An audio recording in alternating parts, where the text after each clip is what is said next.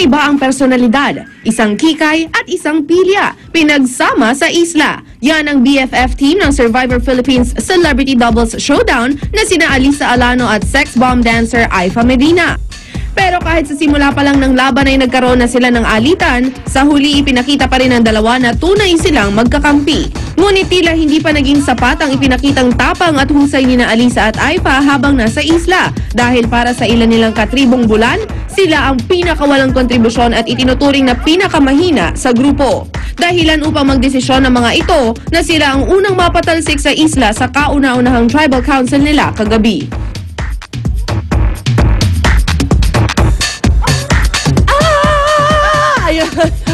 Sensya na, hindi na manap yung soundtrack. Ako na ang nagmagaling. Okay, ito, exciting umaga natin. Yung makasama natin na bali pinakaunang cast-offs ng Survivor Philippines couples. And then, double showdown. Sama natin ngayon si Miss Alisa Alano. Hi, hello. Si Aifa na Magandang umaga. Aifa, good Ayun siya. morning. Na-stack up doon sa picture. Nasa si Aifa today? Na-traffic lang. Ayun, sayang hindi nakaabot. Sayang. Ano nangyari? Bakit palagay mo kayo ang na-vote off? Ewan ko sa kanila. Sabi daw kami yung pinakamahina kasi kami yung talaga hindi nakikipag sa kanila bonding masyado. Oo, so yun. Pero hindi naman makikita dapat yung kahinaan agad kasi hindi pa namin napakita yun kaya sayang. Sinabi kasi na sila yung weakest link daw. Tapos sa island, parang medyo nagkakaroon din kayo ng mga away. Nasabi mo si Aifa ay maldita at sabi naman niya ikaw masyado emotional. Di ba mag-BFF kayo? Magkaibigan kami, oo. Hindi naman best BFF. friend, oo. Kasi syempre dun sa challenge, di mo maiiwasan yung mag-away talaga. Kasi gutom na kayo, nagugulat ka sa paligid, di ba? Pero alam ko naman na Survivor yun, kailan nakaka-shock lang sa una talaga. Tapos talagang nagka-clash lang kayo. So, ano yung mga realizations niyo after ng Survivor? Marami.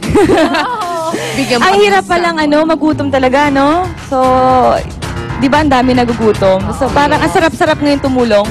Parang sumali Kasi ako naranasan yung hirap dun na 3 days nga lang yun na magutom kami. What more yung mga bata dyan na parang hakalat everyday na walang makain. Tsaka walang matulugan. Na-experience din namin yun. Di ba sobrang ginaw, umuulan. Yes. So, hirap talaga. Napakagandang realization naman para sa'yo, di ba? Na yun yung nauwi mo galing dun sa isla. Tsaka yung maging malakas pa yung loob mo. Kasi di ba kung mapapanood mo yung una, parang ako iyak na iyak. Totoo yun. Kasi ako yung taong parang takot makipag-away talaga. So, nakipag-away ako pero pagtalikod ko, iyak na ako ng iyak. Ano ba yung ginawa ko? Pero dun sa inyo, sa tribo ninyo, sino sa tingin mo yung yung strongest link sa inyo doon?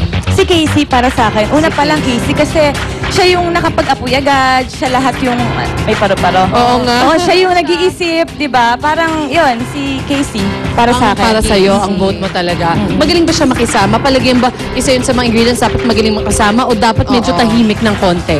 Si Casey tahimik siya pero magaling siya makisama. Ayun. Aba, lahat ng sangkap kanya ay na. nasa kanya. Tahimik na, delikado siya. Yun.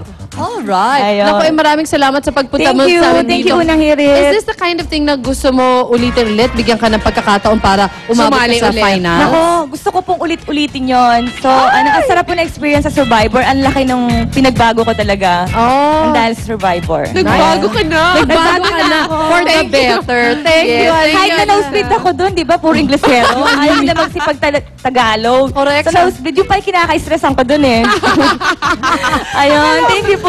Salamat. Thank you, Alisa. Good morning. Thank you, dear. At lipat naman tayo kina Lynn at Susan.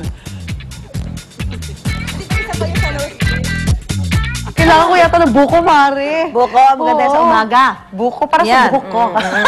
Para cleansing, pang Yes, cleansing. that's right. In and out. Oh, yes. Ay, hindi mawawala sa mga dekorasyon ngayong Pasko ang Christmas wreath. Oo. Pero maging kayo, maaaring gumawa ng ganyan sa inyong tahanan. Narito po ang ilang tips sa paggawa ng swak na dekorasyon na yan kapag Wreath. Pasko. Panoorin po natin ito. Wreath! Wreath. Wreath. Wreath. Wreath. Yan.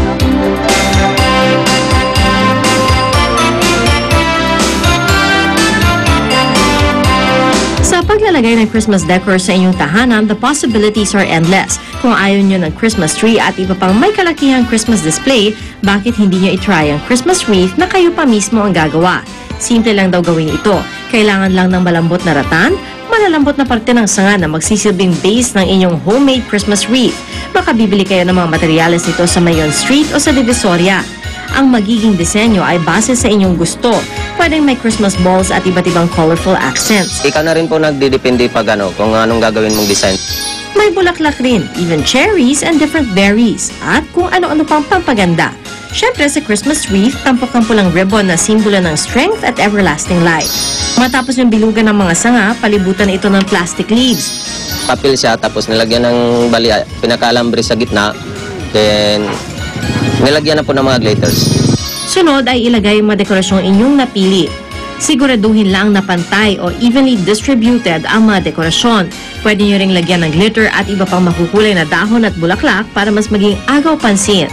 At matapos ang ilang minuto, ready for display na ang Christmas wreath mo. Makakatipid ka ng humigit kumulang 50% sa commercial price ito kung ikaw mismo ang gagawa ng sarili mong Christmas display. Bukod kasi sa Christmas wreath, maaari ka rin gumawa ng tabletop centerpiece, garland, and spray. Basta pairalin mo lang ang iyong creativity. Mga kapuso, with a little effort, gawing espesyal ang inyong Christmas display para sa mas masayang pagdiriwang ng Pasko. Pia Arcangel would like to thank Missy, Revlon, Palamuti. Connie Sison would like to thank Revlon, Ayora, Fanny Serrano Salon. Luwandi would like to thank Fanny Serrano Salon, Acropolis, Active White Health and Beauty Center, Revlon, Palamuti.